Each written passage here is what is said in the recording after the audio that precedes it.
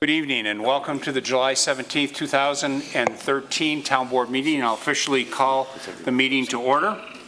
And I would ask that everyone please rise for the pledge. And tonight, Mr. Costello, our development specialist, would you please lead us in the pledge tonight? I'd be honored, thank you. I pledge allegiance to the flag of the United States of America and to the republic for which it stands, one nation, under God, indivisible, with liberty and justice for all. Thank you. And I would ask our Deputy Clerk, Lisa Grosser, thank you for being here, to call the roll. Cole. Here. LaFountain. Here. Metzler. Here. Moore. Here. Quinn. Here. Right, thank you. Tonight we have a public hearing, and I would ask our clerk if she would please call the public hearing to order, please. To consider issuance of a conditional use permit to allow a carpet and flooring office at 1788 Penfield Road, SBL number 139.05-2-23.103. This notice has been published in the Penfield Post on July 3rd? No. Yes, July 3rd.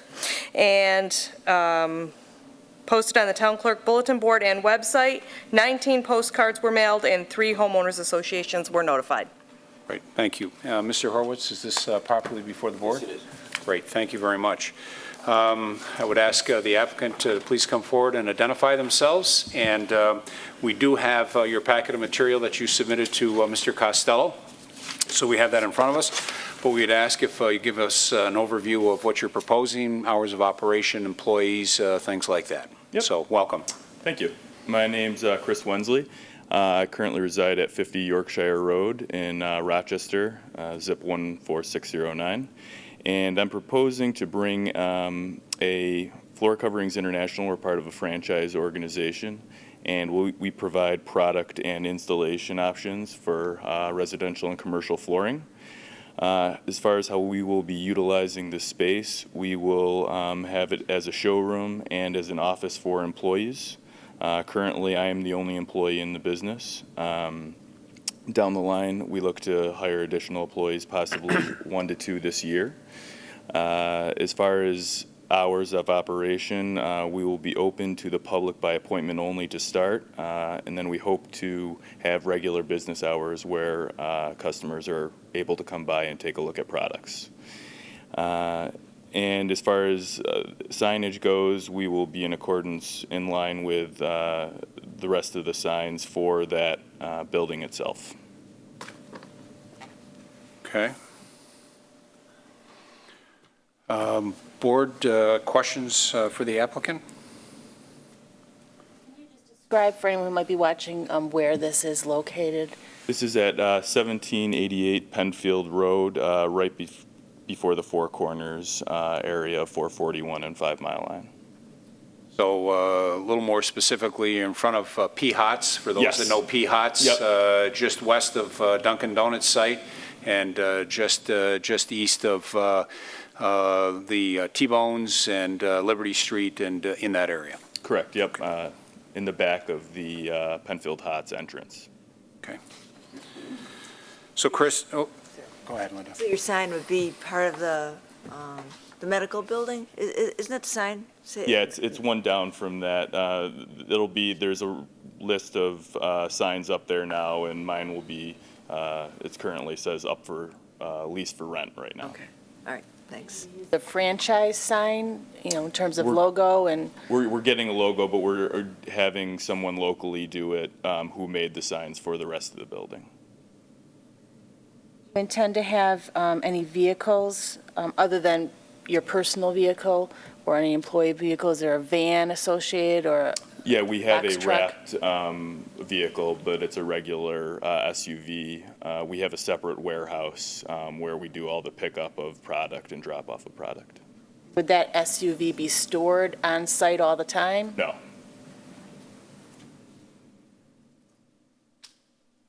Parked in Irondequoit or in Penfield somewhere? It'll be parked at Penfield during normal office hours, and then it'll be parked in Irondequoit beyond that. All right. And Chris, the square footage for the record? 900 square feet. And is there an opportunity or an option down the road, if need be, that that area could be expanded or added onto if business warranted, expand showroom, things like that? Yeah, right now we have one unit. Down the line, if we needed to, we'd look into possibly doing another unit of the same building. Okay. And you mentioned using the vehicle to go and pick up supplies, so this will be a showroom. You will not have materials delivered No. at all? No, No it'll flooring have- or carpeting delivered to this location? It'll just have samples set up at the showroom area. All the pickup of product for commercial and residential application is done at a separate facility. And from a parking standpoint, there's a lot of parking behind there that's a shared parking lot that, with ample parking based on our current regulations for all the businesses and more. So even with one or two additional people that you've indicated that could happen by end of year, that there is still more than enough room for that and then anyone visiting the site. Correct. What do you envision your refuse to be? Is it going to be garbage, basically like from an office? You're not going to have materials or old samples or anything in? Yeah, the only thing would be getting new samples in, which is minimal cardboard boxes, nothing like rip-outs from existing. You'll be utilizing a small dumpster? Yeah, just And- for the rest of the tenants. Okay. I've discussed that with the property owner, and we don't need anything additional as far as refuse. So currently, there's an enclosed dumpster Yes. there? Okay. Board, other comments? Okay, sit tight just for a minute. Chris, is there anyone, Lisa, that has signed up to speak on behalf of this particular application? Okay, thank you. Is there anyone in the audience that did not sign up that would like to speak again on this particular application? This is for a flooring center at Penfield Place Holdings on Penfield Road. Okay, seeing none. Chris, I would ask any additional information you would like to share with the board that you haven't shared with the board that you believe is pertinent to this particular application? Nope. And board, any last or further questions that you might have before we close this public hearing? Okay, thank you. Next steps, Chris, is that the next time we'll have conversations about this application will be next Wednesday at 7 p.m. We'll be located right here in the back of the auditorium at the Town Board work session.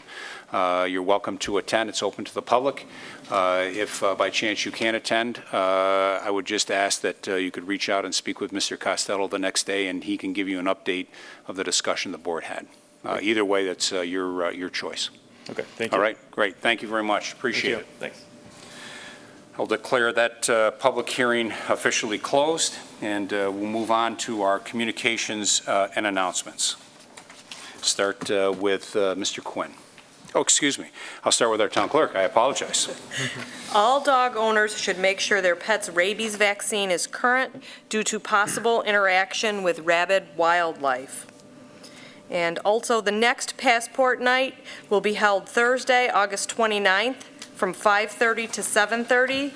If you have any questions, they can be directed to the town clerk's office at 340-8629 or the Monroe County Clerk's office at 753-1600. Thank you, Lisa. Now, Mr. Quinn. Thank you, Mr. Supervisor. Good evening, everyone. The Summer Amphitheater Kids Fest Concerts continues tomorrow night with the Dady Brothers at 7 p.m. Next, don't miss the Dinner Dogs on July 25th and Mike Cornrich on August 1st. For more details about this series, please visit penfieldrec.org. And that is all I have this evening. Leslie. I have 3 announcements this evening. The first is one I'm very excited about as Chair of Public Works for Penfield. Please stop by the Department of Public Works tomorrow for their open house from 1 to 4 p.m. You may have seen this on our town's website, Facebook pages, as well as my page, blasted it out as well. The DPW will welcome visitors at the town's Public Works Complex located at 1607 Jackson Road. The DPW will showcase a range of specialty vehicles from the Highway, Sewer, and Parks Departments, including excavators, loaders, a sewer flush truck, and a TV camera truck, and a few plows, as well as some specialty motors. This is great for those of you who have kiddos who love dirt and big trucks. This is free. There's no registration required. We thank our DPW staff. They're going to be highlighting also some systems for those of you with some environmental interest, systems that promote sustainability, including our town's energy management system, which is very interesting to hear about, solar power, electrical vehicle charging stations, our oil recycling process, and the stormwater filtering rain garden in the Bat House, which you may not know we have adjacent to the sewer department building. Visitors of all ages are welcome. We encourage families, daycares, homeschoolers, senior living communities, and anyone who's interested, again, in dirt and trucks to attend. Again, registration is not required, and for more information, you can visit penfield.org. Another Public Works-related message for everyone, please be advised that many tasks on our DPW crew's schedule, including some drainage projects, catch basin and gutter repairs, and sidewalk installations, have been delayed due to the frequency and unusually high amount of rainfall this spring. I hope I didn't just jinx us. In summer, June's total rainfall was 6.27 inches, and by comparison, the normal monthly average for June, the DPW tells me, is 0.27 inches. So we've got nearly 5 inches above average of rain, which is wreaking a little bit of havoc on our DPW, but we know that they can handle it.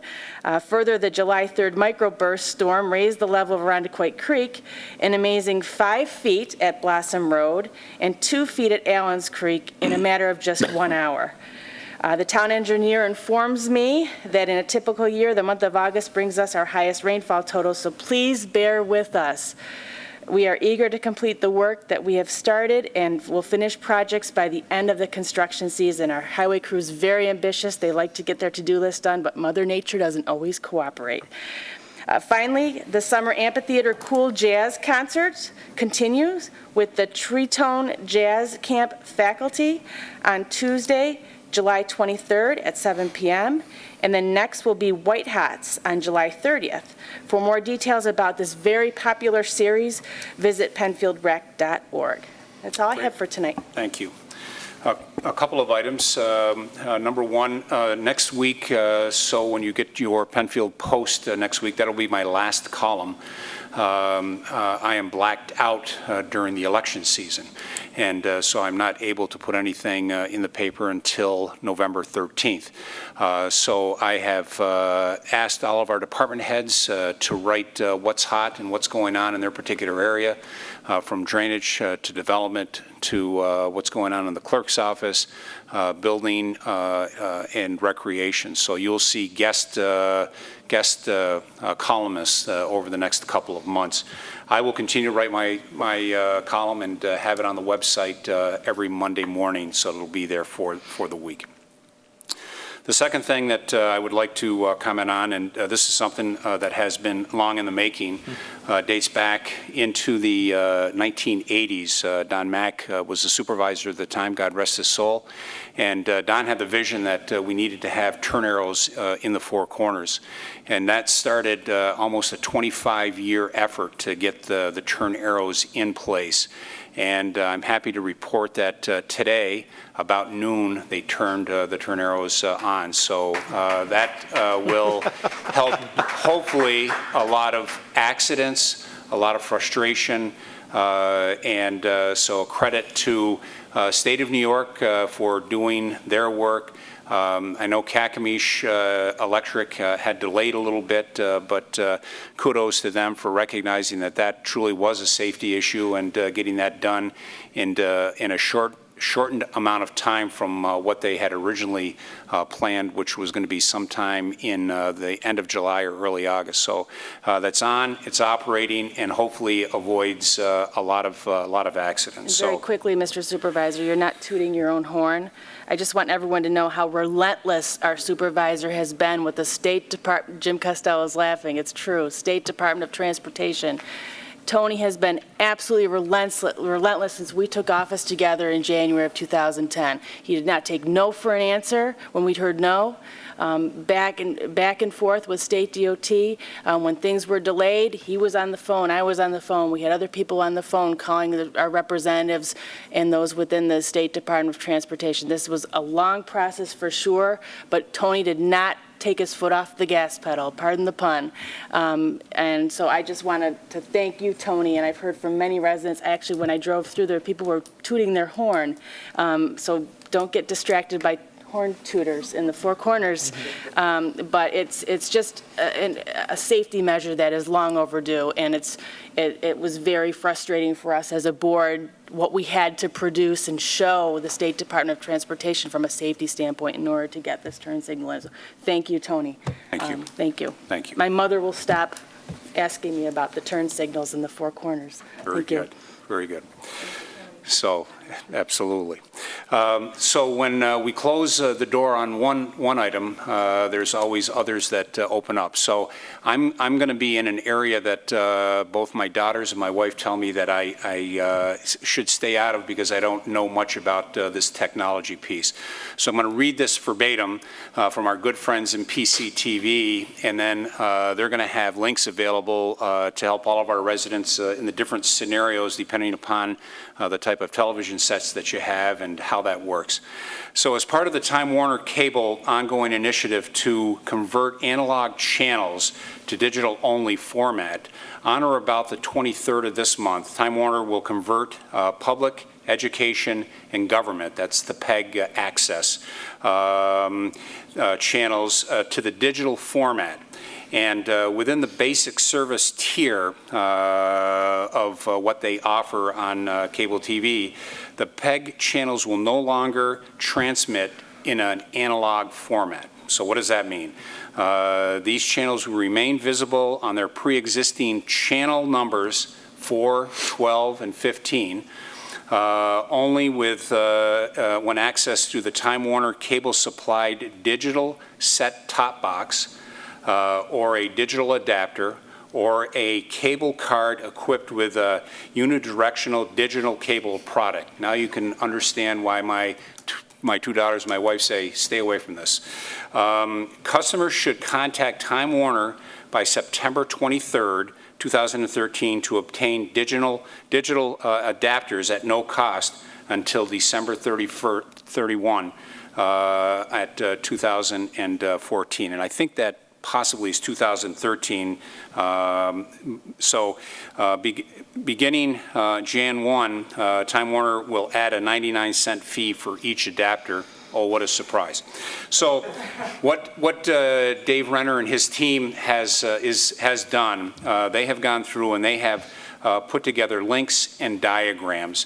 And if you go on at penfieldtv.org, over the next couple of days, they'll have links and they'll have actual diagrams. So depending upon the type of television set you have, and so as I understand it, there are some digital TVs made prior to a particular date that will not work. Those TVs after that date will work. And then there's a couple of different ways to connect. So again, would just encourage you to log on penfieldtv.org in the next coming days. And Dave and his team has really been trying to keep their finger on the pulse of that because it's going to get probably very confusing as they start to make these changes. Mr. Moore. Thank you, Mr. Supervisor. The Penfield Little League Challenger Division will be holding a tournament between Webster and Penfield on Saturday, July 27th, starting at 9:30 a.m. at Veterans Memorial Park, Baxter Field. For more information, please visit penfieldbaseball.com. It's another great example of the partnership between Penfield and Penfield Little League. Thank you. Thank you. And Mrs. Cole? I have two announcements. The Summer Amphitheater Saturday on the Stage concerts start on Saturday, July 20th at 7 p.m., starting Ruby Choose. Next, there will be Gatman Joni's new big band to follow, July 27th, and Mr. Mustard Beetle Review on August 3rd. For more details about the series, visit penfieldrec.org. And the second announcement is Penfield Recreation introduces an exciting new free program called Basics of Nutrition to be held Tuesday, July 23rd at 6 p.m. at the Penfield Community Center. Basics of Nutrition is a one-time interactive class led by Tom Culleton, a graduate of SUNY Oswego's Health and Wellness Program. Tom will discuss nutrition information that will help anyone who make smart, healthy choices in their daily life, including good and bad food sources, the best methods of gaining and losing weight, the essential vitamins and minerals for optimum health, and much, much more. Participants will leave with a better understanding of nutrient values of common foods. This class is free and open to the public. However, participants are asked to register online at penfieldrock.org. For more information or to register by phone, please call 340-8655, option 6. That's it. Thank you, Linda. Mr. Horowitz? No announcements tonight, Mr. Okay, Supervisor. thank you. We'll move on to public participation. Lisa, I see you have a number of slips. If you would like to start at the top. Okay, our first speaker is Monica Gorlick.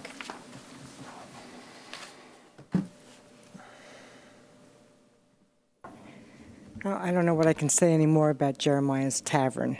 When I was at the last work session, I was taken by surprise by Paula's tone about the petition that went around and how she was contacted by a neighbor feeling pressured into signing, or somebody saying that they were pressured. I know who the neighbor was. They were not pressured. Actually, Dennis went with me around just the cul-de-sac and then Cherry Mead. And we never once said to somebody, you have to sign this. And we told them what the petition was all about. If they wanted to sign, they could. If not, it's okay. This particular person was the only one in the cul-de-sac that didn't. And she actually, my name is Lisa and Scott. I was in their home, in their kitchen for a little more than 10 minutes on this particular day and going over it. And all Scott kept doing was going over, looking at the 2 pages of people who signed. And then he said to me, what's this about? And I explained to him it had to do with the hours of the patio and the noise that could be emanated from there in the evening. And then he goes, is the restaurant going to be built? I said, yes, the restaurant's going to be built. This has nothing to do with that. This has to do with the outdoor. And I just kept going over that for God knows how long. And then finally, Scott was looking. I said, he goes, who are these people? I said, well, that's from Cherry Mead. I said, you don't need to know who the people are. I said, do you want to, on and on. So I finally just said, you know what, Dennis and I have plans. I got to leave.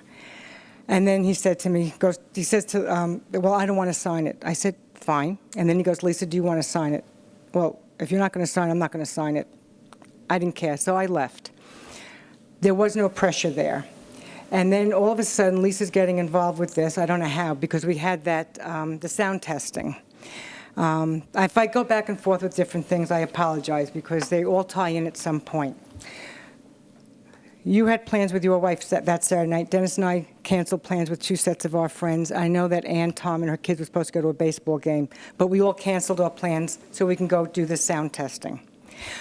We waited for Jeff, the town engineer, and we thank God he was all right, but he didn't show. And then we also waited for Jeff Reddish.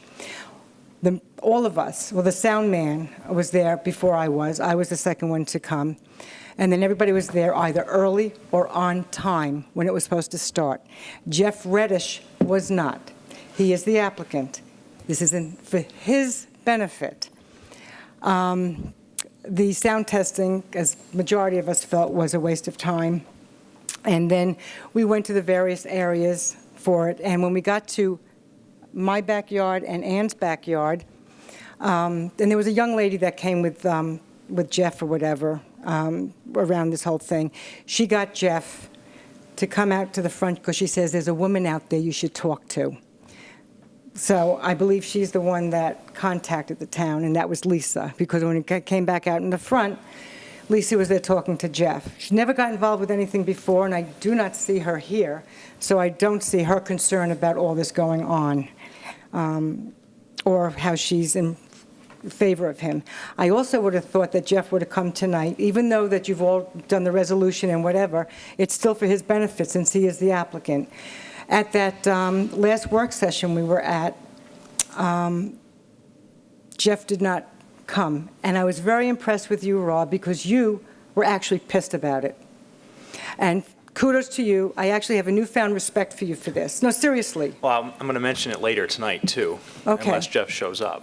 Well, I would have thought, I mean, we know that this is, I mean, seriously, he's even late for this. And it's a disrespect to the residents, to the board, because you're busy, and to the town of Penfield. And it's not the first time he disrespected anybody, because there was a work session that it was for his benefit, Suzanne and I came to, and we found out that that particular session was canceled. We weren't told why, but it came up that you guys have bent over backwards for him. I tried to bend over backwards for him. I opened my home to him and to my favorite man one of my favorite men. That's my number one man. My number one man. Yeah. And I actually liked Jeff, because I thought, because he said he wanted to work with the residents that are going to be affected by this.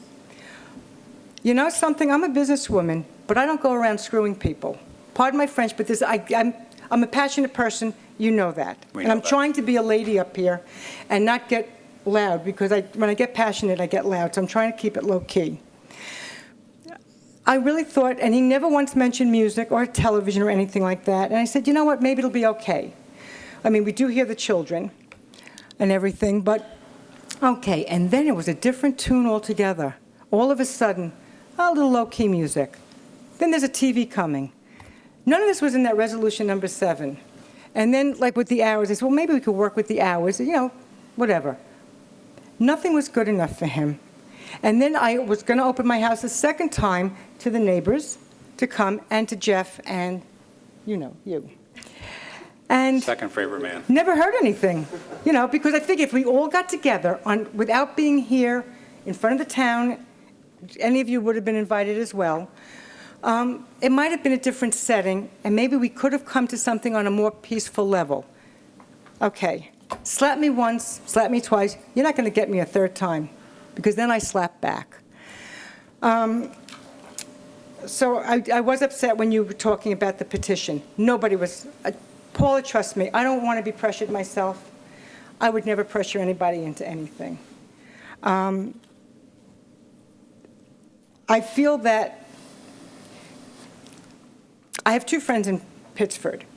When I told them what's going on, they said that Pittsford would never permit a Jeremiah's Tavern there because it doesn't fit the element, or what's the other word? The character. You see, I need him. He's got my words for me. My language is not the best. And then I said, well, Penfield, I moved here because of the character of Penfield, the beautification. I know it's being built there, but my concern is the noise quality and my quality of enjoying my backyard. I had the room built 2 years ago because I love to sit out there. And if I sit out on my deck, I get attacked by bees. That's why we pay for a bee man to come every year to take care of that. So I'm out there, I hear the children, but that's during the day, up until 6 o'clock, fine. I hear the loudspeaker with the secretary, whoever she is, okay, fine, but it's only till 6 o'clock. Now I want to sit out there in the evening and have my Choco Vino, enjoy myself, talk to my husband, and there's a possibility, and I know that there might be, some recourse that we can take care of and whatever, the noise that might emanate from there, because, listen, my voice travels. If I don't think someone could hear me and there's music playing in the background or a TV going, you're going to hear me. Ann hears me sometimes. That time that we went for that sound testing, a neighbor by Suzanne on that block heard Dennis shout whatever it was, Yahoo, whatever it was, they touched it. Yeah, heard that. But that boombox that was playing, come on, we're too smart for this. All of you are too smart for it. You're educated people. That boombox test was ridiculous. I do have my notes, and I'm running all over the place. I just don't want to be disrespected anymore. And from what I understand, because when you said, okay, we're going to have it till Sunday through Thursday, 10 o'clock, and then Friday, Saturday, 11 o'clock, I said, oh, that's a win for us. It may not have been what we wanted, but to me that was a win. Now I understand that's been changed. And you also said, oh, no, we're not going to have music. He's not going to be able to play music. So I don't know. I wrote down notes from what I heard you say, and I guess things have changed from that, so I guess I will have to listen to that. If I was a little bit confusing, I apologize. But you know how passionate I am about this. I know it's going to be built here. I have no control over that. I wish I did, because I would have told them to go to Panorama Plaza, to that other place, because that's the perfect place. It's all commercialized. And I only wish you all live in my shoes, live in my home, to hear what goes on. You all have your backyards. You don't have the commercialization all over the place. I just walk in my shoes. I have little feet. It might be tight for some of you, but, you know, walk in my shoes, walk in their shoes. And I wish more people had come, but you know what? I got to tell you something. The residents are really tired of this. I mean, really. Jeff has tried to warn the people down. But I got to tell you something, you're not going to wear me down. I'll come here for every meeting. I'll stay here till 11 o'clock, 12 o'clock. I'll sleep here if I have to fight for our rights and our, you know, our privileges, because I feel like we've lost some. I'll probably want to think of something later on, I don't know. But I'm hoping you'll let us know what we can do, if there is any disturbance. And I don't know if the vote is finalized yet, you know, if everything is stamped and approved. Oh, it's not? It's not? Did you shake your head no? We vote for it tonight. Right, okay. Yeah. So nothing is finalized, nothing's written in blood. So there's a good chance that maybe you might think about the people that put you where you are, and it's another election year. I'd like to see you guys there again, you know. So thank you for your time. And I'm sorry I'm not as eloquent as my husband can be, but it's me. Thanks. Thank you. Thank you, Monica. Lisa, our next speaker, please. Tim Murphy. Tim Murphy.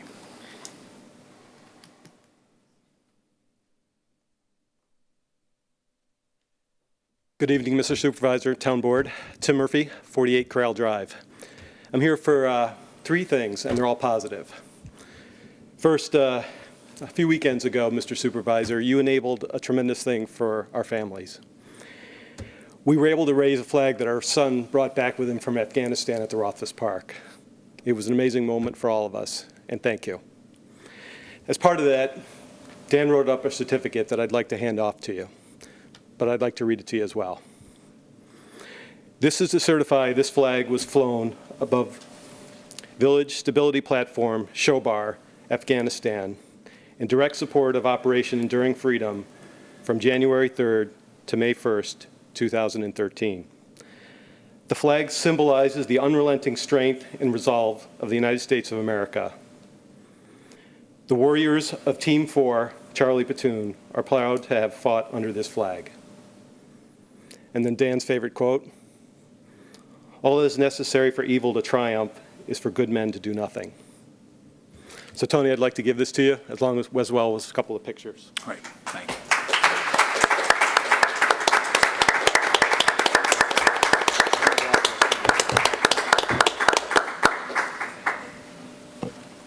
We thank Dan for his service, certainly.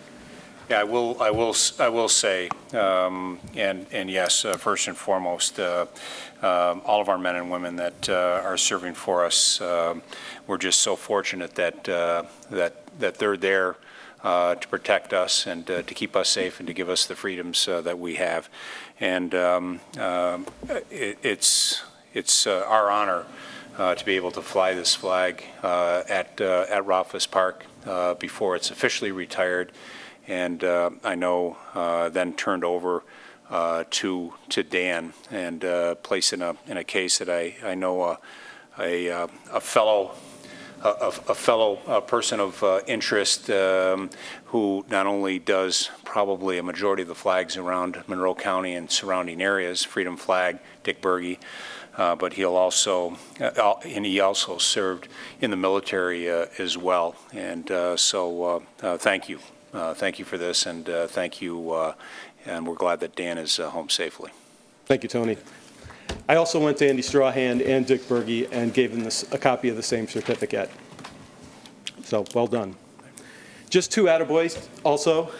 I go through the intersection of 441 and 5 Mile Line Road going north almost every day this time of year riding my bicycle. And I've seen so many people jump the left-hand turn in so many dangerous situations. And I got to say thank you. I mean, again, the left-hand turn signal, I mean, it was the right thing to do, and it was so good of you to put in the newspaper for us to call the contractor and to influence them. I thought that was terribly creative, and I applaud you for that, because getting things done is important, and this was an important item. So well done, Supervisor. Thank you. Thank you very much. The last thing, just to also say, because probably not a lot of people know it, but the PBA and Shepherd Home golf tournament the other day was just a great success. But Tony, you also did a great job emceeing that. I mean, we all know it's a great cause, but I mean, you standing up in front of everybody and recognizing everyone was a really good thing as well. Well done. Right. Thank you, Tim. Thank you. Okay. Any other individuals signed up? No. Okay.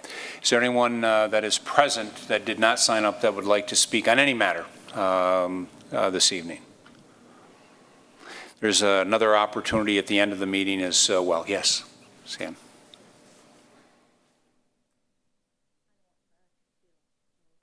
Suzanne Wilson, 38 Canterbury Trail. I'm not in favor of the patio at Jeremiah's at all. Restaurant would be great, patio not so much. But I'm willing to give. I'm willing to say, sure, have it open till 10, keep the entertainment to a minimum, because I'm willing to give. I don't know if Jeff would be willing to meet in the middle. I think he's way off to this side. So it'd be nice if we could come to a reasonable compromise. Secondly, traffic is horrendous in Penfield lately. It's taken me forever to get to work. I might leave 15 minutes early, 15 minutes later.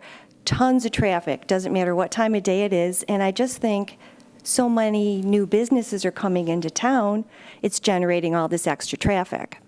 So with that being said, I just think we need to think before we let new businesses come in, because it's only a 4-lane road going down 441, and it's a lot of traffic of late. So a lot of new businesses coming in might not be such a good idea, especially if they generate a lot of customer-based activity. So that's all I wanted to say. Okay. Thank you for listening. Right. Sure. Thanks, Suzanne. All Thank right. you for coming in. Thank you. Yes.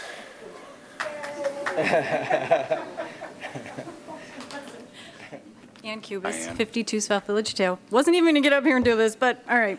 And I think you're going to get to this when you go through the rewrite of the whole resolution, because I read it. It was attached to the meeting minutes for tonight, I think. And For the in agenda. that, you refer to Article 4-9 for noise in the town of Penfield. And reading through this, I think this is our insurance policy for the whole noise thing. I'm pretty sure, because I printed out what that article says. And the one part where it talks about 50 feet beyond the property line between the hours of 7 a.m. and 11 p.m., and then there was another part between 11 p.m. and 7 a.m., which covers 24 hours everywhere. It kind of talks about the playing of any radio, television, phonograph, musical instrument, or other machine in regards to those parameters. Right. Does that also, any noise? I mean, voice noise from patios? So, So if it came down to relying on this, and it was more than just music from this, it was the, yes, touchdown, or it's the 12th inning, and the Yanks, it's tied, or whatever, and we're listening to that at midnight, can we rely on this to back us up? yes, the answer is yes. Okay. That section of the ordinance, Article 4, is in place, from a noise standpoint. Okay. And so we all know and recognize that, I will hear a motorcycle start up, 2 streets over as we butt up to the Penfield Meadows, the Penfield Hills subdivision. So you will hear from time to time a motorcycle starting up and taking off and going. Or you may hear kids in the neighborhood playing and things like that. So, I mean, we all experience that at our homes. I mean, Sirens, it's not, right, yep. exactly. It's Yes. not 100% ambient noise, Right. noise typically being 45 to 55 decibels, in that range. So it's not always going to be like that, but the intent of the article and the intent of the ordinance is that if there was this ongoing problem with noise, that's what's there to protect the residents. So it could be from a business, it could be from a neighborhood, with boom boxes and, partying and things like that. Okay. So, Okay. yes. All right.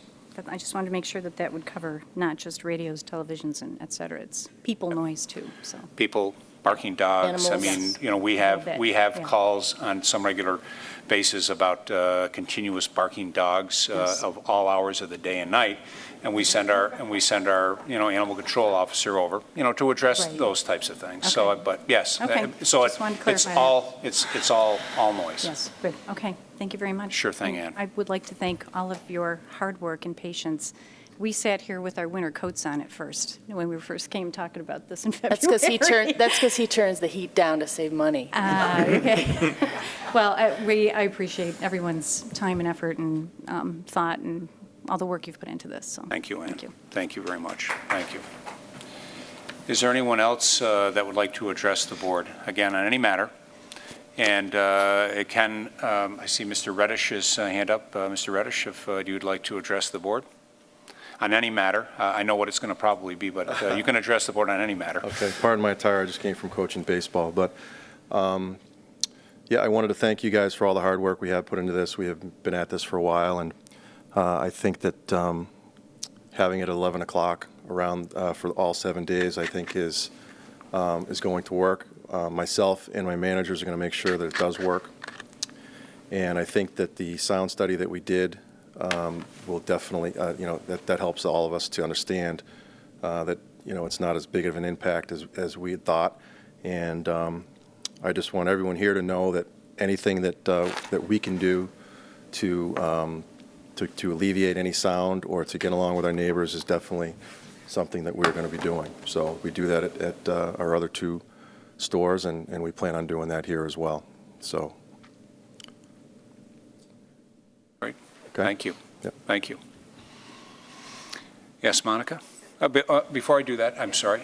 My practice is I'd just like to double check any first-time speakers first. Okay, seeing none. Monica, please.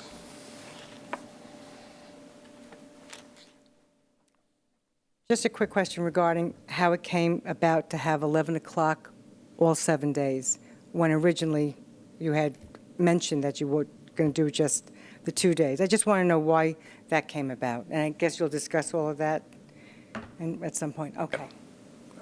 Okay. Thank you, Monica.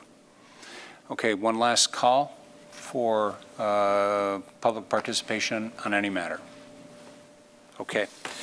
Seeing none, then we'll move on to additions and deletions to the agenda. I'd recognize Mr. Moore.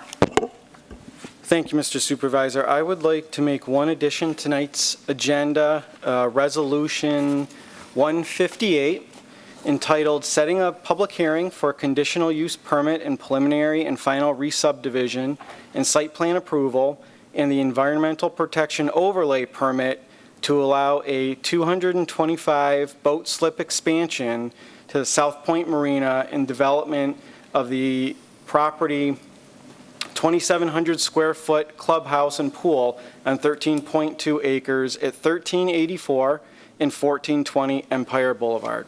Thank you. I second the addition to the agenda. It's been moved and seconded. That will be added as Resolution 158. Okay, we have the minutes of June 5th before us. I would entertain a motion to approve those minutes. I move that the minutes of June 5th be approved. I'll second. It's been moved and seconded. Is there any discussion on those minutes as written? Seeing none, a roll call vote, please. Cole. Aye. LaFountain. Aye. Metzler. Aye. Moore. Aye. Quinn. Aye. 5 ayes. Thank you. Since the last meeting, has the clerk, town attorney, or board members received any petitions on any matter for the town? Those we've not. Okay. We'll move on to resolution by function. Okay, authorizing purchase of a portion of property at 1777 Penfield Road from Dr. Arnold J. DiPietro to create additional right-of-way to extend Mott's Lane. Moved. Second. Whereas the town board proposes to purchase a portion of the property at 1777 Penfield Road consisting of .012 acres for the purpose of creating additional right-of-way to extend Mott's Lane. Whereas the town of Penfield has had an appraisal prepared by Midland Appraisal Associates to determine fair market value of said property, that being $3,036. Now therefore be it resolved that the supervisor is hereby authorized to sign a purchase and sale contract for the purchase of the property at 1777 Penfield Road in the amount of $3,036. Thank you. Thank you. Discussion on this matter? I'd just like to mention that this is the next step in our Mott's Lane expansion completion, and this is very timely tonight in that as I volunteered at the Shepherd Home Golf Tournament the other day, I had a couple PBA members ask me about this, and I was able to get back to them promptly and say, guess what, it's going to be on our agenda on Wednesday. So if you're watching, this is what I was talking about to you. So it's just another step as we move forward to improve traffic, safety, flow, and access to businesses in the Four Corners district. So I'm happy to support this. Great, thank you. The only comment that I'd like to make, I'd like to recognize Mr. Dwyer and Mr. Chapman for the Penfield Business Association. Really, it was their efforts working with Dr. DiPietro to move this to the final phase, and this is a piece that we needed in order to meet the requirements of the federal DOT in order to make this project work. So my heart felt to Mr. Dwyer and Mr. Chapman from PBA to really get this off the dime. So thank you to them.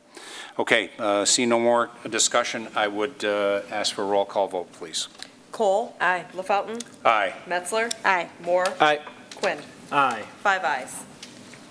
Setting a public hearing for a conditional use permit to allow a chocolate shop at 1865 Penfield Road. Moved. Second. Whereas an application has been received by the Penfield Town Board for the issuance of a conditional use permit pursuant to Article 3-3-97 of the Code to allow for a chocolate shop at 1865 Penfield Road located in the Four Corners zoning district. Be it resolved that the Town Board of the Town of Penfield shall hold a public hearing at the Penfield Town Hall on August 7th, 2013 at 7:30 p.m. on said date to consider the said application and hear all persons interested in the question of the issuance of this conditional use permit. Thank you. Thank you. Discussion by the board? Just that this is to go into the old Dollop restaurant business. Okay, thank you. Seeing no further discussion, roll call vote, please. Cole? Aye. LaFountain? Aye. Metzler? Aye. Moore? Aye. Quinn? Aye. 5 ayes. Authorization for release of an access and turnaround easement to lots 2, 3, and 4 at 1440 Scribner Road. Moved. Second.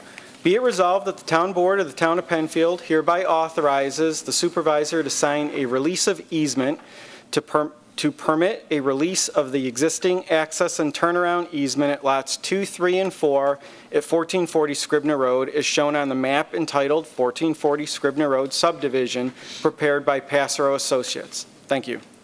Thank you. Discussion.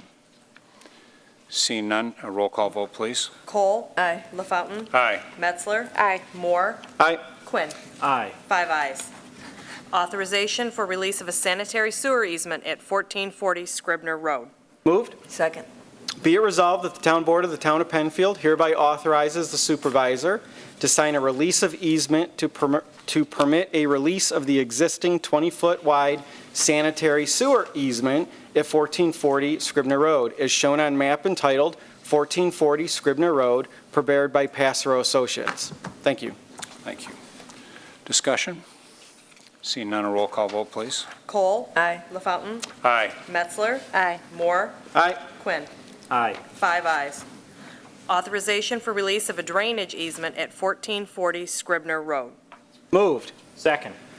Be it resolved that the Town Board of the Town of Penfield authorizes a supervisor to sign a release of easement to permit a release of the existing 20-foot wide drainage easement at 1440 Scribner Road as shown on the map entitled 1440 Scribner Road Subdivision, prepared by Passero Associates. Thank you. Thank you. Discussion? Just by way of a little comment, there were 3 different easements that were on this particular piece of property, and as it was approved many years ago, the homeowner came back and re-subdivided or proposed to re-subdivide it, which changed the access easement, the drainage easement, and the turnaround access easement. So these are being eliminated and new easements as appropriate are being put in place consistent with the new development. And it was a case that they reduced, I believe, by 1 lot, if I recall correctly. I see Mr. Costello shaking his head. I think they reduced by 1 lot that created that. So. Seeing no further comments, roll call vote, please. Cole. Aye. LaFountain.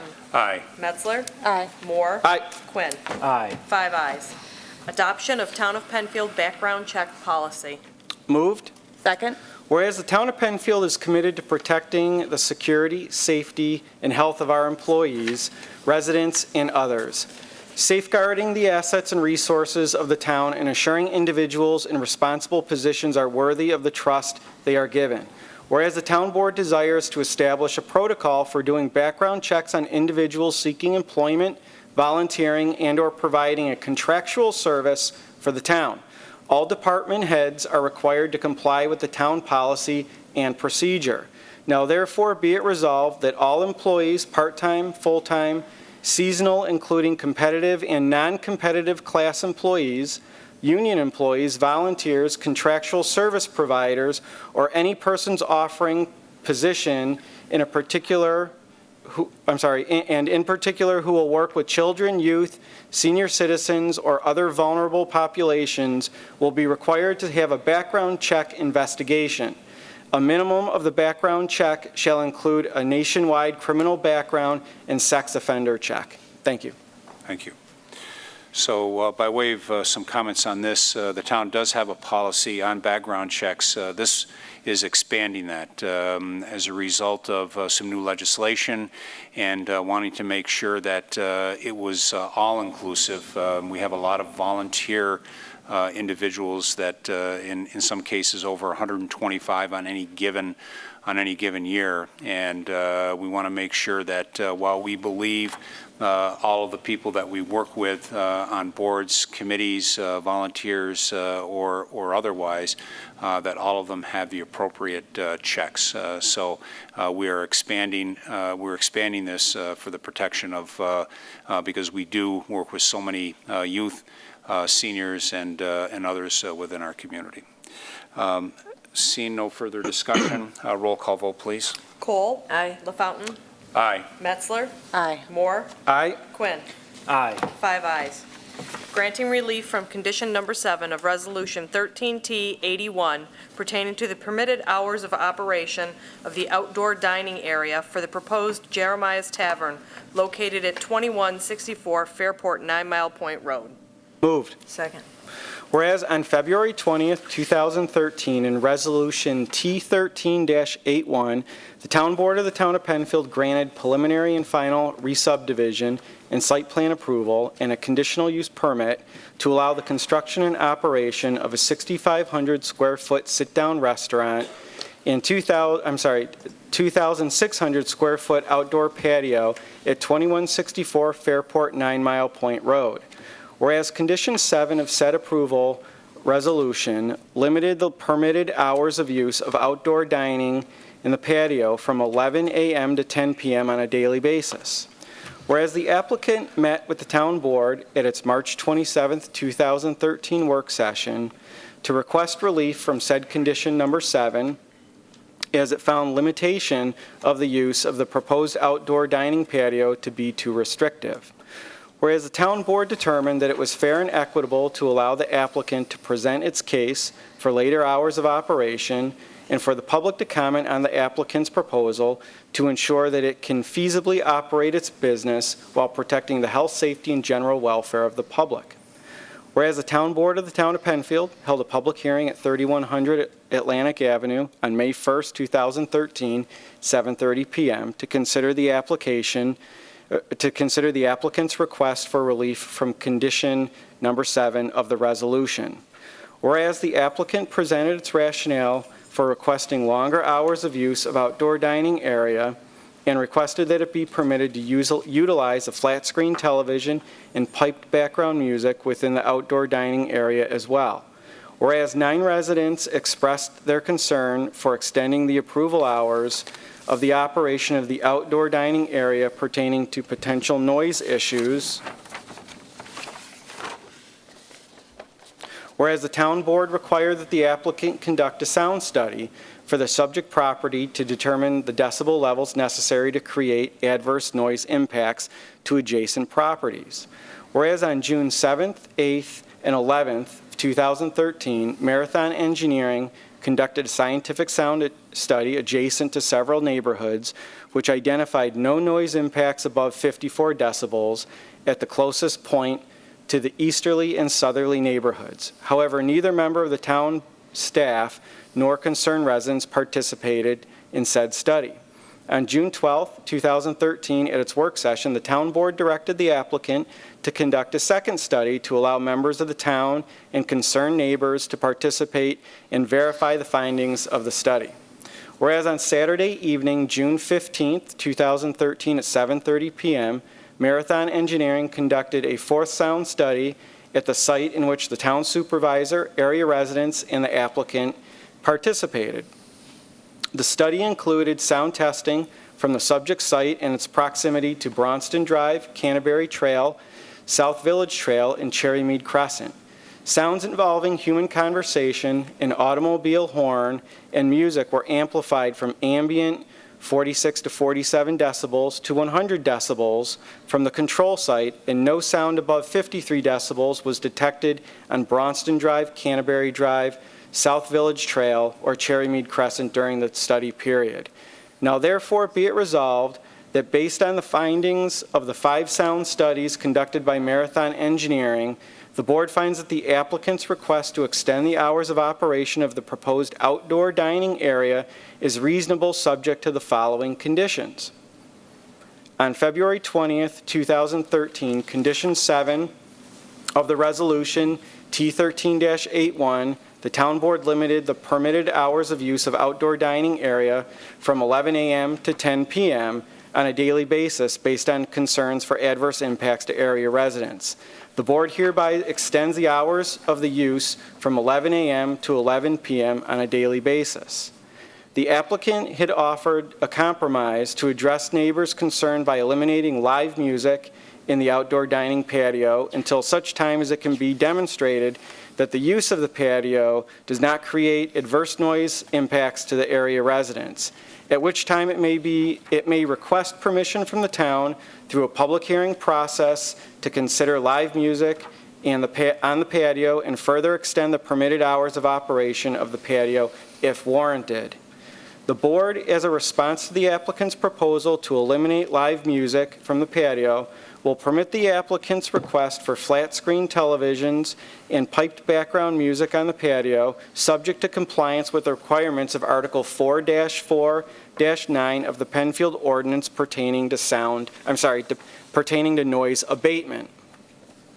The applicant shall be required to provide area residents with the proposed manager's contact information to address and abate any valid noise issues experienced by them. Failure to comply with the conditions set forth here and above may result in the town board requiring a review of the applicant's conditional use permit for non-compliance. In the event that the applicant is found to be non-compliant, it will be required to abate the violation by whatever means necessary, subject to the town board approval. The board bases its decision to extend the applicant's hours of operation on the following findings. The applicant has expressed concern to the board that it proposes to expend approximately $2.4 million on the site, that it could not be justified, that the cost could not be justified without being able to market the use of the site to its fullest ability and extent. The applicant's proposed scenario that included maintaining the hours permitted by the board to 10 p.m. from Sunday through Thursday and allowing him to extend the hours on Friday and Saturday evening to midnight. The applicant also proposed to eliminate live music altogether to allow later hours. Although the board is confident that the sound studies conducted by Marathon Engineering dated June 12, 2013, and revised June 20th, 2013, demonstrate that the proposal will not create adverse noise impacts to area residents, the board finds that permitting the applicant to extend the hours of the use of the patio from 10 p.m. to 11 p.m. will be an appropriate time frame until the business is well established and it assures that the business has operated on a sustained basis in compliance with the requirements of the Penfield noise ordinance. Once a positive record has been established by the board to the board's satisfaction, it will permit the applicant to request further extended hours and live music on the patio.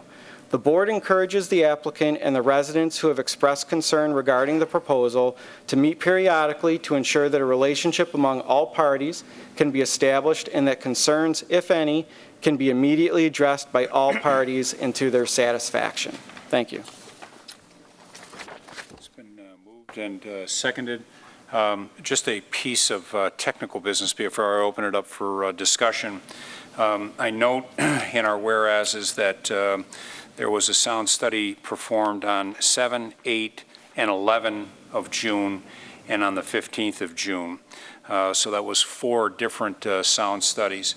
Under now therefore be it resolved section on page 2, I note that we've identified 5 sound studies, and I think that should be 4 rather than 5. And Mr. Moore, if, as the maker of the resolution, would you be interested in amending this resolution from 5 to 4? Absolutely. I will amend I will move that this motion be amended to 4 instead of 5. Okay. I'll second that. And there is a second to that. Okay. Any discussion on that particular item? So I'm going to call for a vote on that amendment only, not on the resolution, but on that amendment only. So seeing no discussion, I would ask for a roll call vote on the amendment of moving from 5 sound studies to 4 sound studies only. Cole? Aye. LaFountain? Aye. Metzler? Aye. Moore? Aye. Quinn? Aye. 5 ayes. Okay, thank you. Now I will open it up for discussion by the board on this resolution. Mr. Supervisor, I guess I'll start out with the conversation tonight. First thing that I'd like to do, one of the speakers before us tonight asked a question about how did we get to the 11 o'clock, basically, 7 days a week, and I'd like to offer an answer for that. At the last board meeting that we had, at the last work session meeting that we had when we discussed the extended hours, I was the one that offered that we go ahead and move it to 11 o'clock across the board. I made that decision. You asked, how did that decision come about? I made that decision based on the data that we had in front of us and a couple other reasons that I'll get into in a second. But to answer the speaker's question directly, I was the one that went ahead and made the motion that this board consider 11 o'clock across the board. So I'd like to just make that for the record, if I could. This is one of those issues that really has drawn some considerable passion among a lot of people on both sides of the issue. And I applaud the residents that were here today for their passion in speaking. Some of them have sent emails. Some of them have had testimony before this board, whether in a public hearing or at work sessions. And I think their passion is unbelievable. And I think that's great for this community. And I'm glad that they're a part of the process. We've also had passion from the other side of the issue that is supportive of the project, whether it's via email or speaker or talking to people out in the community itself. So I think that this issue has raised the level of discussion that ultimately is good for us and good for the town. There is absolutely no doubt in my mind that, and no doubt that the Coventry neighborhood is a beautiful part of this town. The residents have invested, a lot of energy in making those neighborhoods very desirable and very beautiful, and I commend them for that.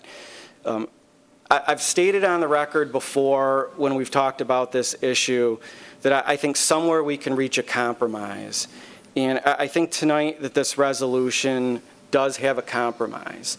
And I've also said that a compromise is where everybody gets some of what they want. Not everybody gets everything that they want.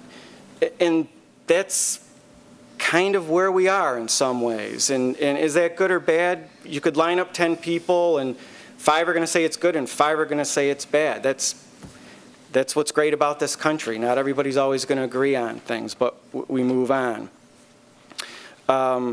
We have had some tests. We've had some documented tests about sound levels from an engineering company. And they do reveal that whether it was ambient noise versus bar noise or tavern noise or ambient noise versus some rock and roll music or whatever, that the sound will not negatively impact that neighborhood. The patio can be anywhere from, I think, 1,000 to 1,100 feet from some of the neighborhoods. It's roughly 3 football fields. And I think that the applicant, wants to be a good neighbor. I mean, he said it here tonight that he wants, to be a part of the community. He wants to be a part of Penfield, and I think we should give him that shot. He obviously has a reputable business throughout this area with other restaurants, and I have no doubt that it will be a reputable and a good business here in Penfield. I think he said it a couple times now. He wants to be a good neighbor, and I think we should give him the opportunity to be a good neighbor. I mentioned this earlier at one of the work session meetings, and I think it stands true today, is that we don't really know what the noise is or if there's going to be any noise. The restaurant is not open. We don't have any real noise coming from that operation. Even one of the speakers tonight said the possibility of noise. I think the speakers said it twice. The possibility of noise. We don't know if there's going to be any noise. And so I don't know necessarily, and I'm not going to speak for the entire board. I can only speak for myself. Why are we going to punish somebody if we don't know if there's going to be an issue or if there's not going to be an issue? So I think we should give the applicant the opportunity to try. And I think we should allow that applicant the ability to get up and operating, to run the business, and let's see if there is going to be any real negative impact to the neighborhood. I have faith in the sound data that's going to be true. It was true a couple weeks ago when it was done, that it showed that there was going to be no negative impact. I have faith that that will continue. There are safeguards in the resolution that if there is a problem, we can address those problems. The applicant has said he's more happy to address the problem. So if we don't know right now if this restaurant is going to cause any noise issues, then I think we really need to give it a chance. I'm prepared to give it a chance and hope it's successful. I think the residents hope it will be successful, and I'm prepared to support the 11 o'clock Monday, 7 days a week as the resolution was written. Thank you. Mr. Moore. I would just like to say that I agree with many of the comments that Councilman Moore made, particularly, and I know that we've had this discussion at work sessions before, but particularly in having the restaurant open before we can really determine what sound emanates from that site. And I think it's fair to open the restaurant, give the applicant every opportunity to succeed. This resolution and the previous resolution also has mechanisms in place that if we need to, as a town or as residents, as a community as a whole, modify or remediate some of the operations on site, we can do that. And that is something that's built into most of our, if not all of our resolutions. I also would like to just say, in reference to the sound studies, because the sound studies I think were very central to my supporting this resolution, and ultimately will be voting in favor of this resolution. But the sound studies, I think, were accurate.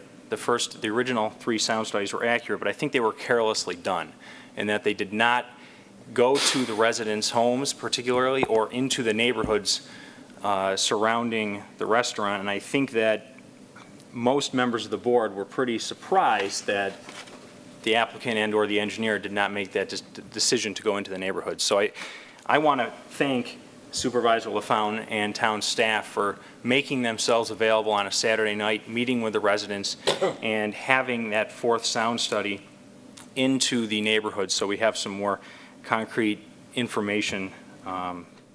We had more concrete information to look at. I also just want to say that while I agree with many of the statements and findings within this document, there's one in particular that was not a determination to me at all, which was, we've heard the applicant mention on a number of occasions the amount of money and time and effort that has been put into this proposal, but my decision was not predicated on the amount of money that was expended by the applicant. And I just want to make that known, that my determination, again, was on the sound studies, but also the fact that I think this is the right move for the community as a whole, from the constituents that I've heard from, and from all the information that we've had on the table. So I just wanted to mention that. But I think ultimately this will be a very good operation in town. I welcome the restaurant coming to town. I hope it's a success. I hope it's a great neighbor to the residents in that area and to all residents. So I will be supporting this resolution. Thank you. I'd just like to make a few comments. I do agree with much of what has been said already, although I do share in the frustration in this process. But as a town board member now, finishing up my first term, this is not the first time we've had an application for development where we've had neighboring residents who've been opposed and residents who've been in favor. Our duty is to try. Our duty is to the entire community. And that means to deliberate, and I mentioned this at the work session, to research, deliberate, sometimes to help the process along when we frankly have a developer who is not quite as experienced as maybe some other developers we've had. That does not necessarily mean that the process shifts completely. However, we had a duty to not lose sight of the goal, and the goal was to develop this property that inevitably will be developed in the best interest of the community. Having safeguards in place, having, as one resident mentioned, the insurance policy regarding noise. Nobody wants to see that field remain a field. However, we also don't want to see noise disturbances. We don't want to take time with all the important duties we have. It's certainly important to respond to a concern regarding noise. We would prefer not to have to do that.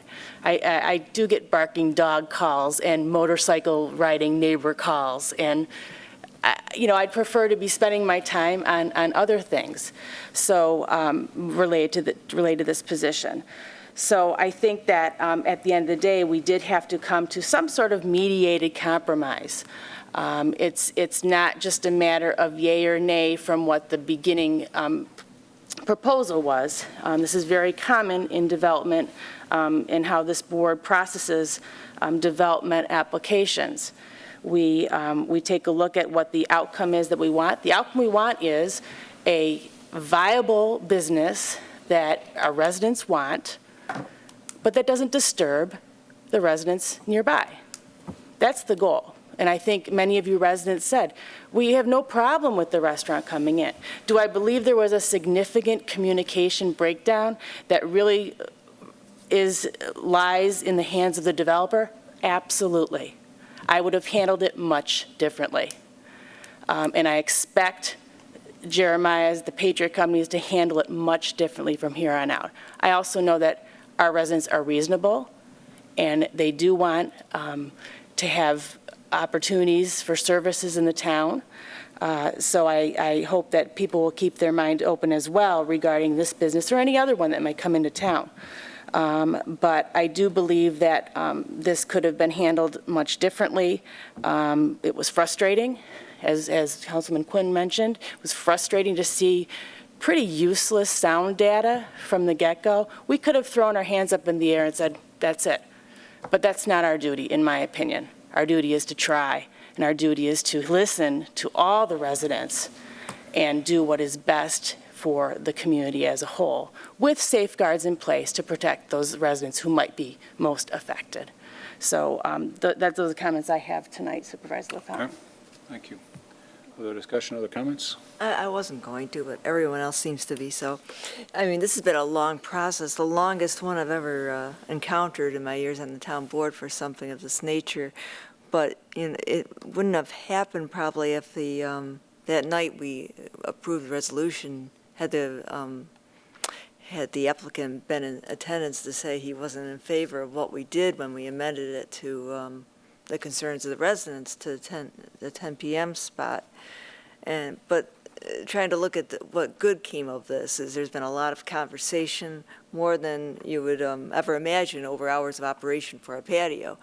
But we've heard from the residents, we paid attention to everything you've been saying. We've been listening to the applicant and all his sound studies, and the supervisor going out and being a part of this the study. I mean, that's different. That's really been a lot of time, a lot of effort to get to this point. And like Andy said, it is a compromise because, it's only an hour. It's only an hour, 10 to 11. It doesn't seem like much, and hopefully it won't be that bad in your mind once you see it as open and available. I'm hopeful, but we do have these mechanisms, we do have these opportunities if it gets out of hand that you can contact the restaurant, or we could contact the restaurant. But let's look at it in the positive. Everything's been aired out to the max, and let them go ahead and they can continue to build their restaurant with the feeling that they're satisfied that they can be open on their patio, which they apparently are spending a lot of time and effort on that patio. So I think in the end, it's run its course in a positive way, and that we should be happy that we've come to the conclusion we have, because it is a compromise, a true compromise, as Councilman Moore has said. So that's all I have to say.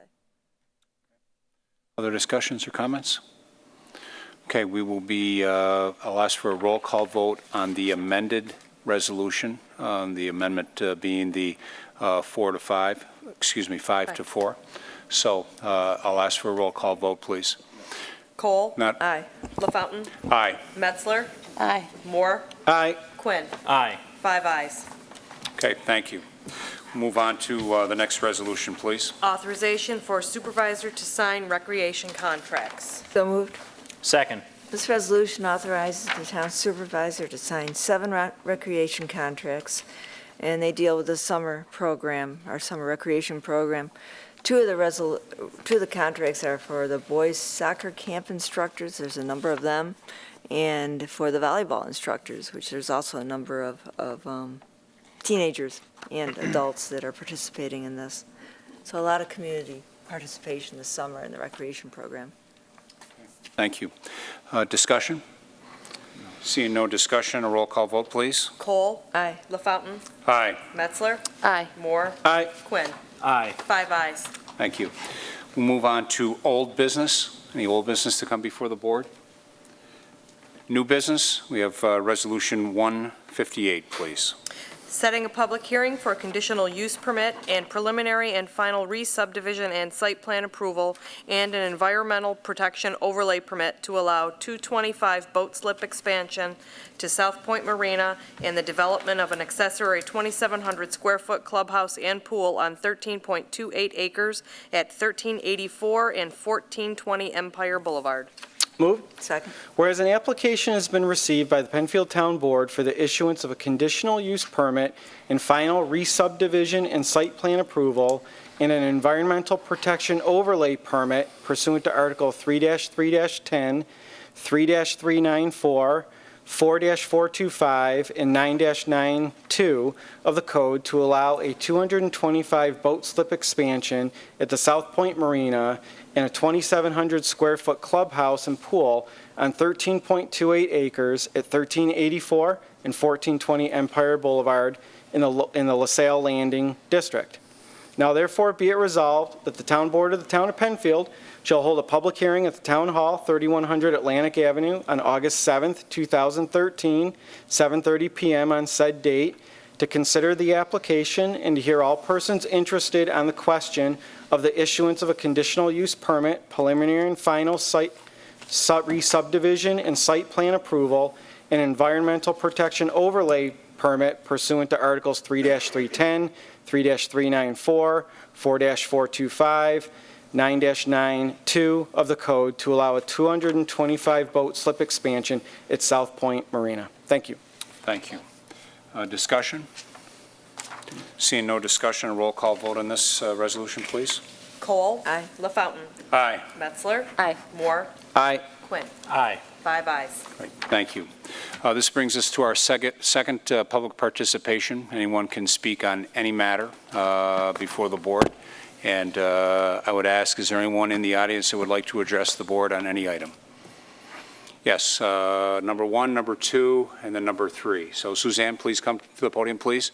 And then we got number 4, then we got number 5. Okay.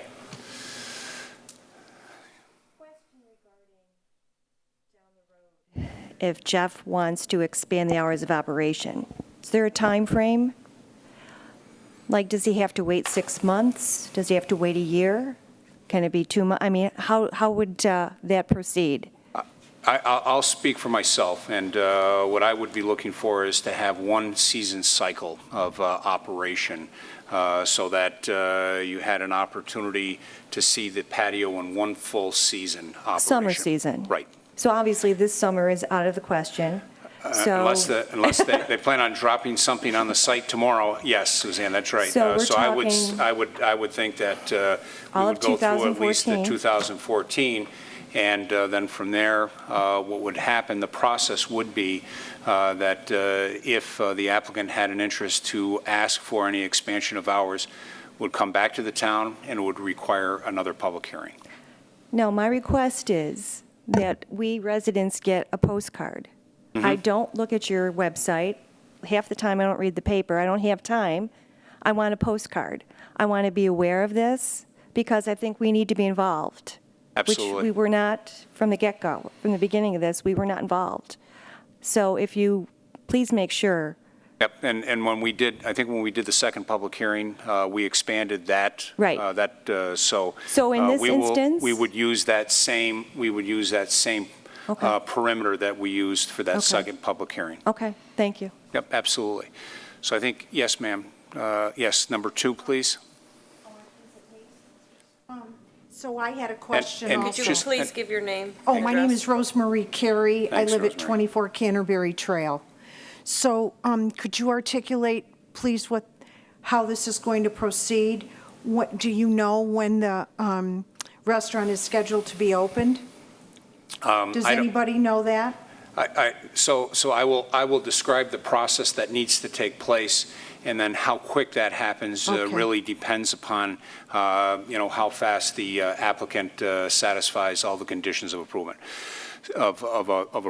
So the restaurant was approved. Now this resolution modifies those hours. One of the things that the applicant needs to do is they need to make sure that all the conditions of approval, not only for the resolution tonight, but the previous resolution have been met.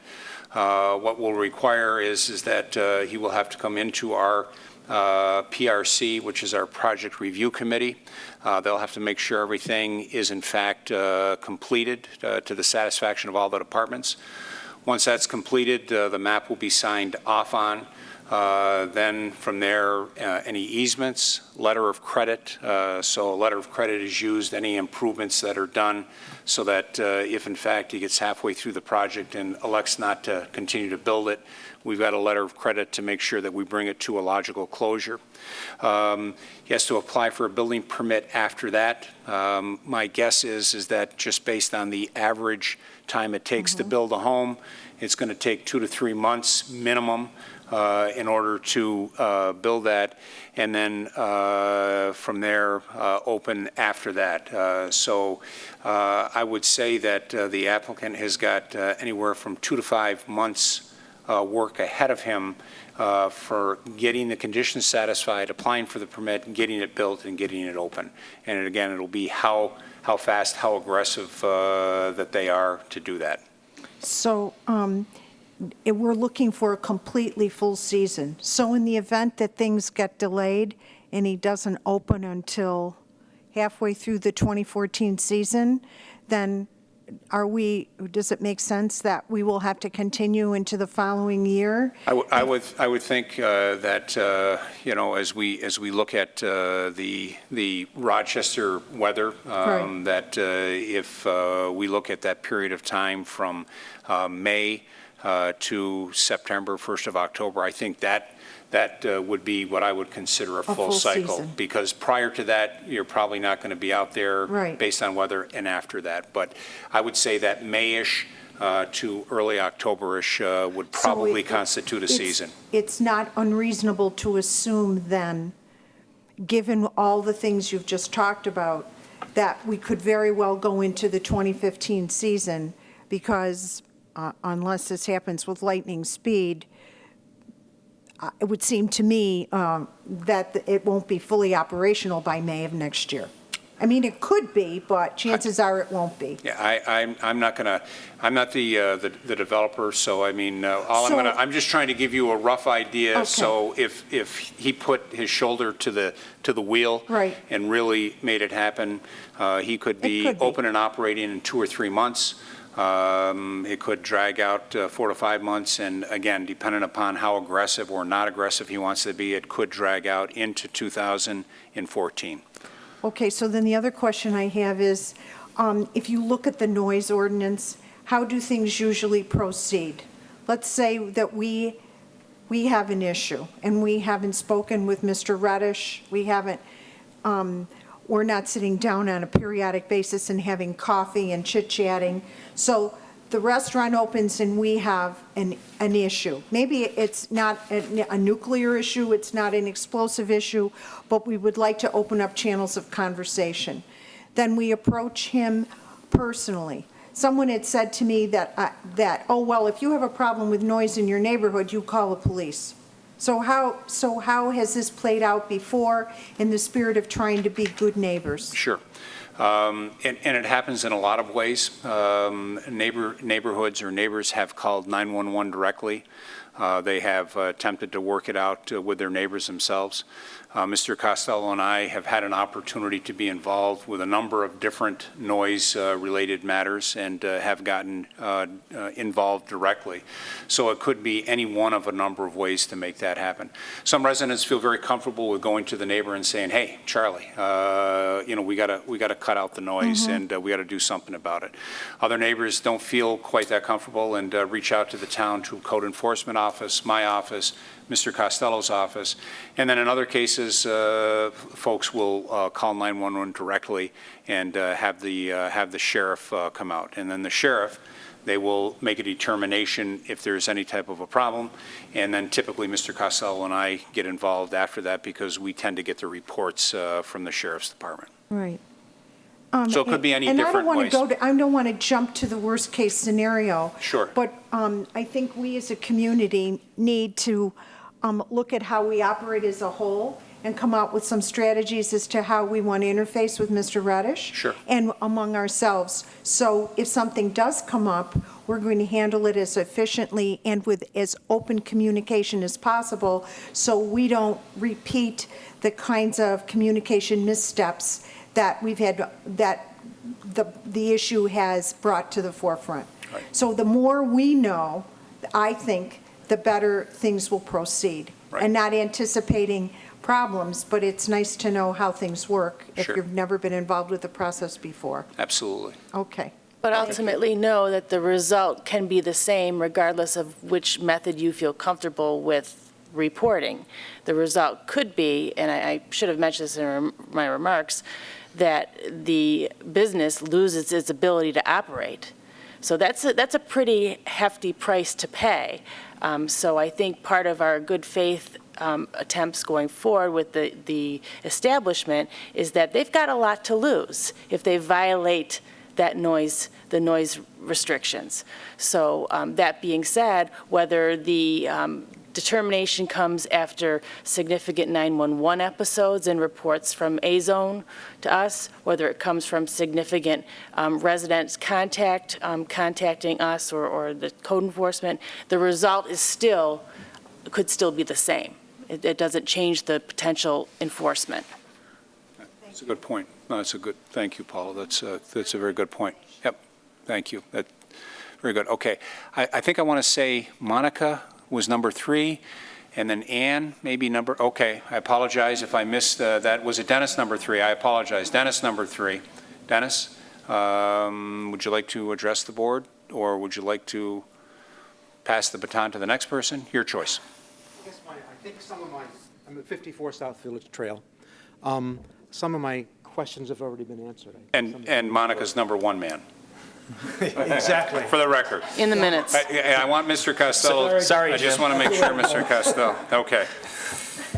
So, I mean, I realize that this has been a long, drawn-out process, so, thank you for your sticking to it and us sticking to it.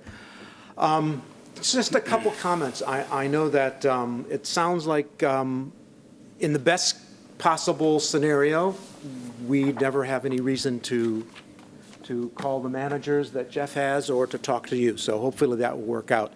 It sounds like we do have a method of recourse, and that was my biggest concern. So I'm glad that's worked in terms of if there is an issue, there's a path for us to follow in terms of how to try to resolve it.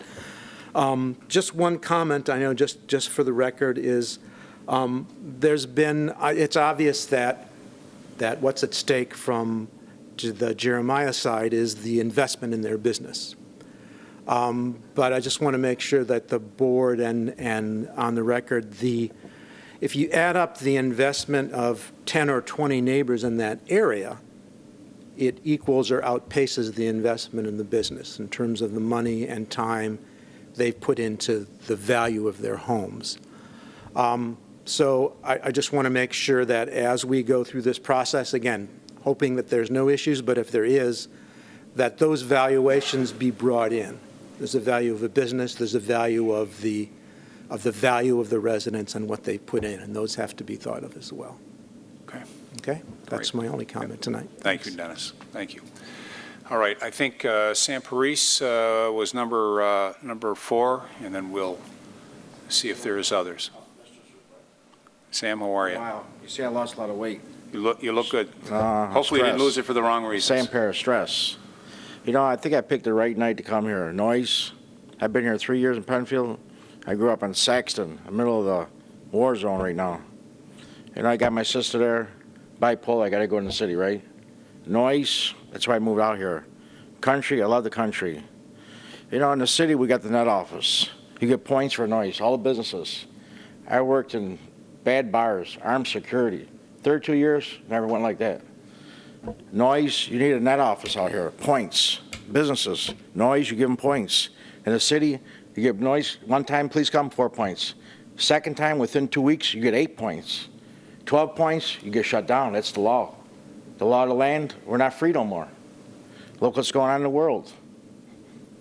Noise, I moved out here to get away from the noise. I heard motorcycles, I told you. I'm sleeping nice. 3 o'clock in the morning, boom! I live on 441. Should they have the right to wake me up 3 o'clock in the morning? I don't think so. Older people, they want to enjoy their golden years. They want to sleep. Neighborhood noise, no good. Penfield, been quiet for a long time. Sure, people want to get away from the city, from the noise and crime, death, assault rifles. We don't want that out here, do we? Net office, points. Start a system. I'll help you, Tony. I grew up in the city. I know all about net offices, points system. Law enforcement, I should have been a cop. I'm not a cop. I do design work. Look what I did for Todd Baxter, my neighbor. Married my neighbor in the city. You know, we want to keep Penfield quiet. Sure, you want to open a restaurant, but noise has to be. Older people want to sleep at night. Who wants, when you get older, wait, but when you get older, let's say somebody opens a bar next to you, rock and roll music. You don't want it, just like the older people don't want it today. Noise has to keep let down to level. That's the law. But why do we have to call the sheriff for noise? We got 311, we got 211, we got 411, we got, how many 111s we need? 911 is for emergency only, not for noise ordinance. Come on. We should have a net office, points, the law, lay the law down, send letters out. This is the law. 4 points, first time. Within 10 days, 8 points. Another time, you're done. Strike 3, you're out. You know what I mean, man. Come on. We all got to live together, right? Right. When you get old, you want to rock and roll music at 3 or 4 o'clock in the morning? Yeah. No, I want to sleep. I'm losing weight. I can't sleep. You know, I'm losing weight with my buddy Chip, Wes Webster. You know, when are they going to bring that girl back to court? You know, I lost Chip, Tomas. I didn't know Tomas. I work with my second cousin, I won. You know, the board's working hard to help you open your business, but keep loud noise to a level. Older people in the neighborhood, they want to sleep. They want to enjoy their golden years. I mean, when you get older, you're 80 years old. Boom, boom, boom, boom. So Sam, just so we don't misunderstand, this group right here that I'm not saying this group. I'm saying they're the ones that don't want the noise. I'm saying noise They're in not- general. I heard they're noise not- tonight. That's what's bugging me. Yeah, I know. I understand. They're not. I mean, I'm losing weight because of this. But they're not. I mean, but they want to make sure that noise is kept reasonable as well, so that they can sleep. I thought you were opening a rock and roll bar. Like a Roadhouse. You're on the same. I heard noise, you're rock on and the roll, same page. Roadhouse. I'm thinking Patrick Swayze. Boom, boom, boom. You know, rip a guy's heart out. Right. Well, we're not quite ready to rip hearts out. So I think Mr. we can. Supervisor, I'm going to call you Mr. Supervisor because I respect you. Know I do. Start a point system. Don't bother the sheriff. They have enough to worry about. Accidents, speeding, death, 2 girls that died. You know, I got to meet with the sheriff pretty soon on my program. You know, he's busy with his campaign. I'm going to leave him alone. Really, I'm going to leave him alone. But anyway, start a point system. We'll certainly take a look at that. I mean, that would keep the sheriff out of your, not out of your hair, but let them focus on their job, not noise. 12 points, strike 3, you're out. 4, boom. Cancel that business. Okay. That way they know the law. That's right. Who respects the law today? Not too many Probably people. not as many people as we'd like to have respect the law. Motorcycles, Tony, I don't want to wake up 3 o'clock in the morning from a sound sleep. That's why I moved out here. I don't want to move back in the city. Matter of fact, I want to move farther out now. No, thank you, folks. Thank you, Sam. Thank you for your time. Thank you for your comments. Point system. Okay. We'll take a look at that. All right. Any other comment, Monica?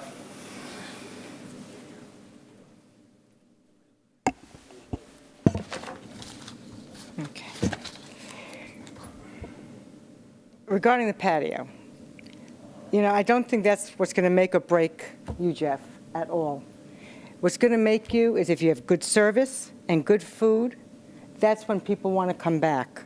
I know I'm Steve's Original, great food, great service. Hung Hwa, great food, great service. I mean, we go to the restaurants, and they don't have an outdoor patio. You say open it from 11 to 11. You don't think an hour is going to make a difference. What about to those people that have to get up early in the morning and then like to sleep with their windows open? That hour might make a difference, okay? The other thing about that noise test, you're going to have a patio. You're going to have 150, I don't know how big your patio is going to be, but I'm figuring 100, 150 people. Then you got the bar area. You got people drinking. You're not going to have the old people. They're going to be sleeping. Tell me about it. I'm one of those people that can be sometimes. But what I'm trying to say to you is you don't think there's going to be noise. And you're saying the people that wanted it to be there. Fine.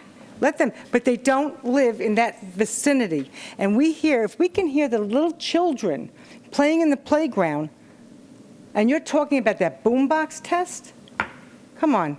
Come to my house during the day, sit with me in the back, and listen to the children playing, which that's fine by me because they should play, and they should be having a good time. But it's not going to be 10 o'clock, 11 o'clock, or if he ever gets the opportunity to open later. So I wanted to talk before you voted, but I couldn't, and you did your vote, you did your whole spiel. It's just that you're not taking into consideration the people that are living right there, that have it in their backyard. You're not thinking about how many patrons are going to be out there on that patio. And what makes a business is service, and whatever you're selling is what's going to make a business. And then you're going to have a lot of people drinking, partying. It gets louder. They're going to be talking, there's the road noise you forget about that's there. And the motorcycle or like a dog bark, sometimes you have a dog barking all day. If it's barking all night, that's annoying. A motorcycle, it's a matter of 2 seconds, because we ride motorcycles. And we got people going on, in our neighborhood riding. It's not a constant thing. Right. I mean, I'm up here, you can hear my voice, they can hear me across the street probably. So picture 150 people like me, and my voice travel. And I have what they call a stage whisper. 150, 200 people of me, everybody here, and in Greece or wherever else is going to hear. So I wish you luck, Jeff.